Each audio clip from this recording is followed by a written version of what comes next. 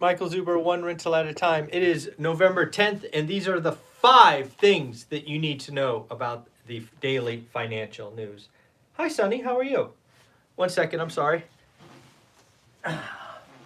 This little guy is wanted to come say hi, and yes, he is wearing his red, white, and blue parka or whatever you call it because it is so cold in the morning.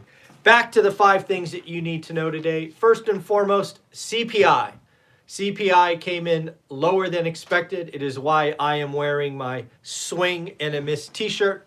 I like to own when I am wrong. So let's catch you up on what happened. So last month, the Fed, we had headline inflation of 8.2. We had a core reading of 6.6. Expectations were for 8.0 headline and 6.5 core. Both of those, the headline would continue a downward trend and core would start a downward trend. I had anticipated, and again, I write my numbers over there, 8.3 headlines, so a surprise to the upside, and a core reading of 6.6, again, a surprise to the upside. What actually happened is we have finally broken through 8%. The core or the headline reading came in at a surprising, a shocking 7.7. So quite a solid reading below.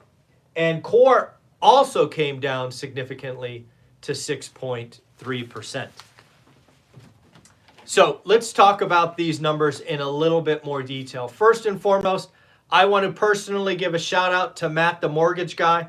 He and I did a video that I think posted at 7 o'clock last night where he called 7.8. And if you watch the video, I laughed out loud. Matt, you were right. You nailed it. I was wrong.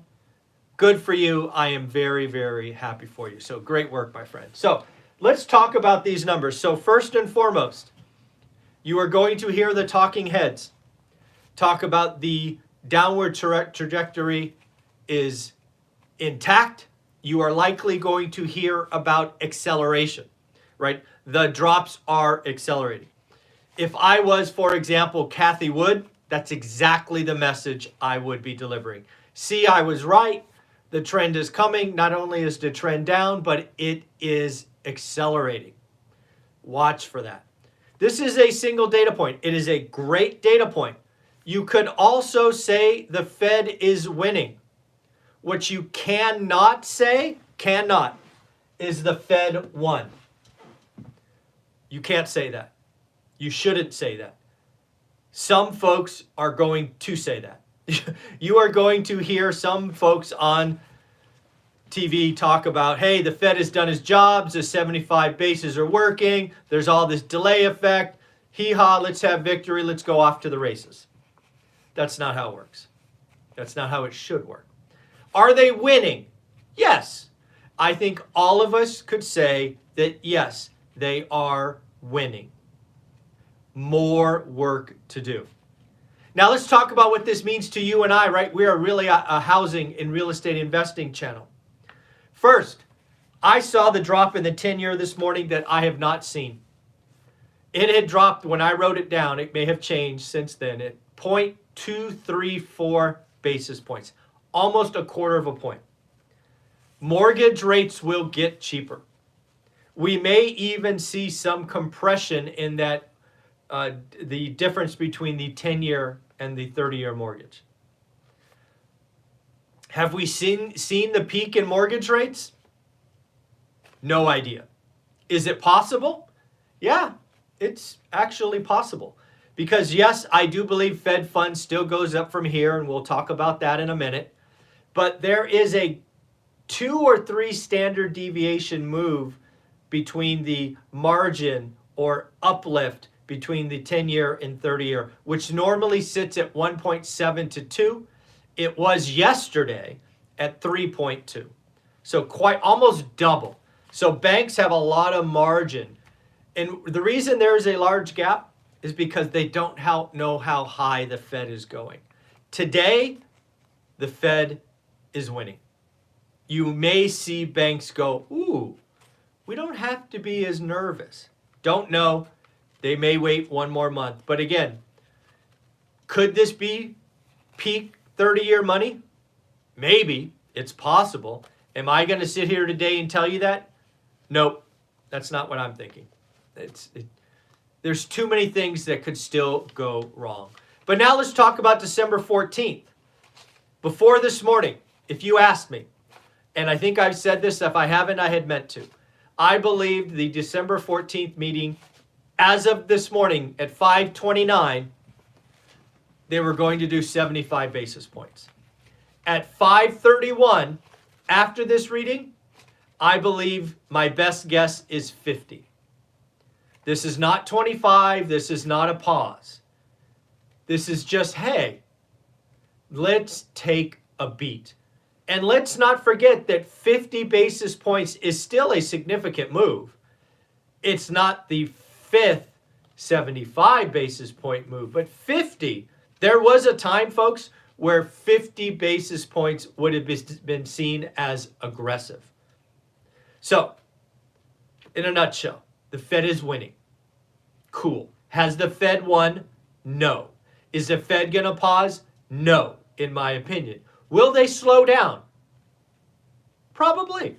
Probably. We do get one more CPI reading and one more jobs number before December 14th. So all of this could change. But as of right now, as of 5:31 a.m. this morning after I saw the headline reading, I now think 50 basis points is the right move in December. And I think that's a good thing. We are slowing down. All I want to do is get to the terminal rate, which I still believe is 5%. I have not changed my opinion. And we're at 3.7 to 4, so we're almost there, and I'm happy to say that. So again, hey, congratulations.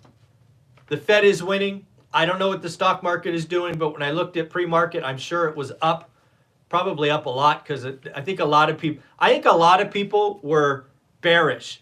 They had puts. They were short the market to the downside, and we could see a pretty good short squeeze this morning.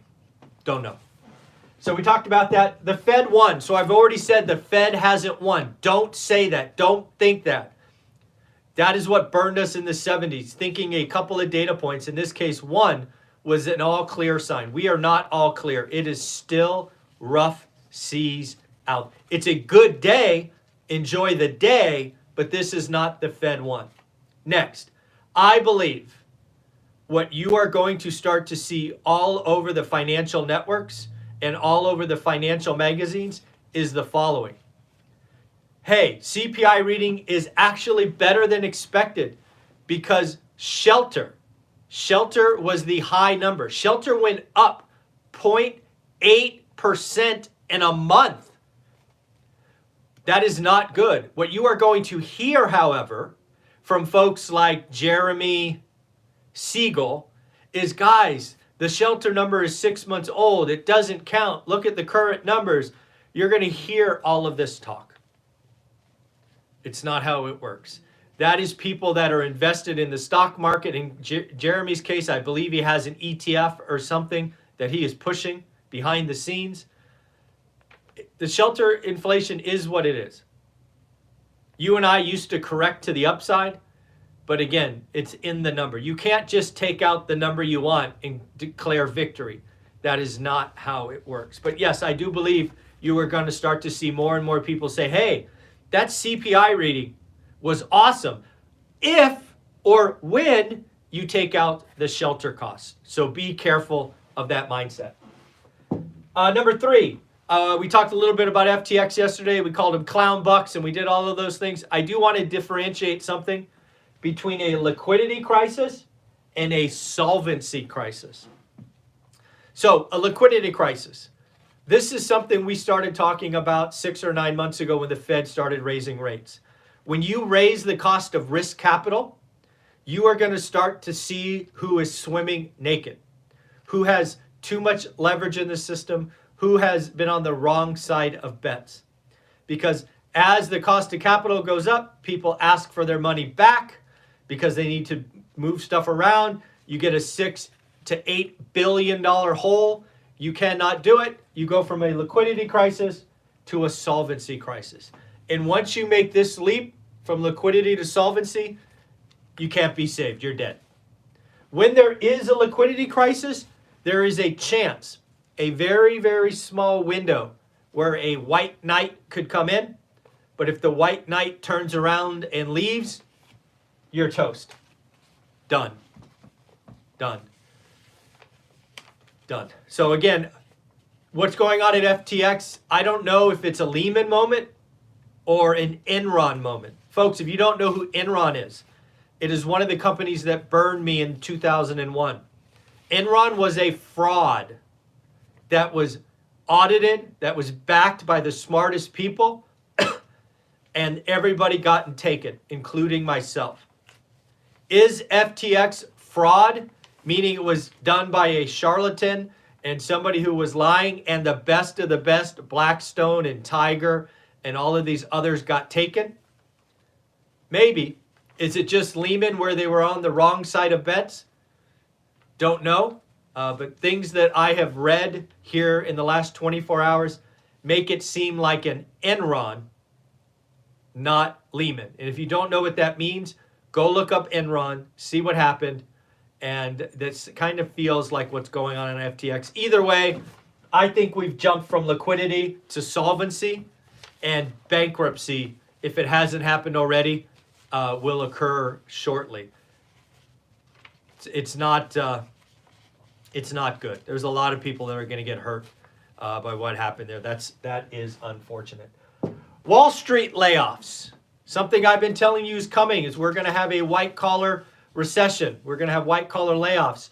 It is going to be heavily concentrated in tech and in finance. Wall Street. Wall Street. So again, what did we just happen? We had Meta with a significant layoffs, and Twitter and others.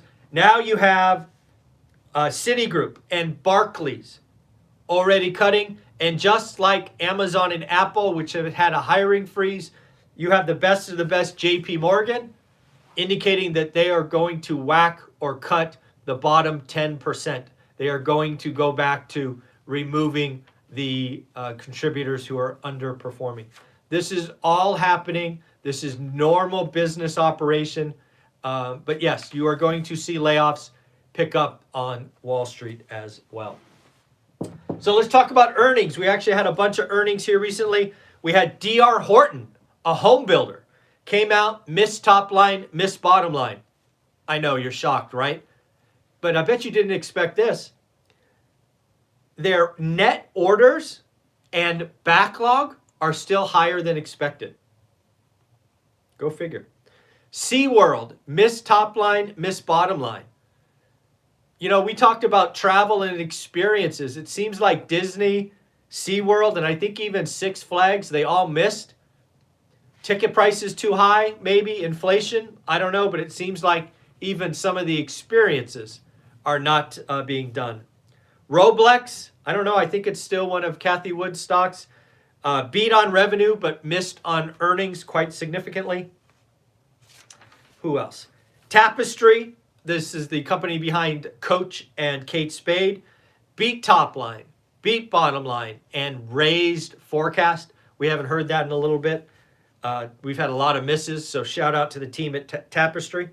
WeWork's interesting because it was one of the hot stories that I was talking about at the very beginning of my channel. It looks like they reported a larger loss than expected, and they are actively exiting 40 underperforming markets.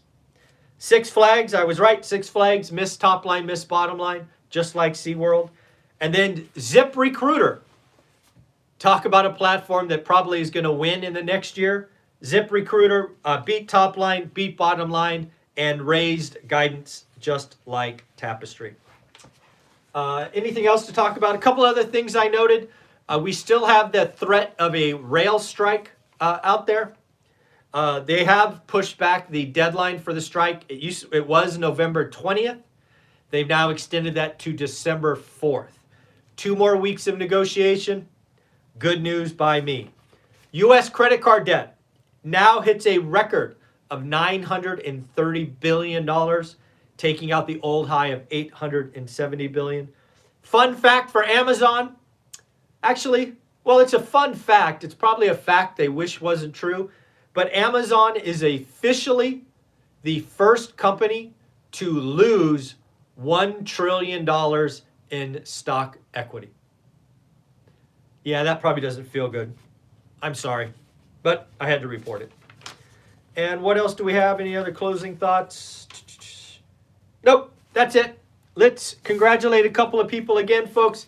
I really love doing this channel with you, but I love sending these cards out. We have 2 more folks who did the work and closed on a great deal. Gabe, congratulations, and Eric, congratulations. Your cards will go out in the mail today. So folks, have a wonderful day. It is Thursday, November 10th, and those are your 5 things. The Fed is winning. They haven't won. They're winning. Enjoy the day. And Matt, you were right, buddy. Sorry I laughed out loud. I'm wearing this shirt just for you. Take care. Bye-bye.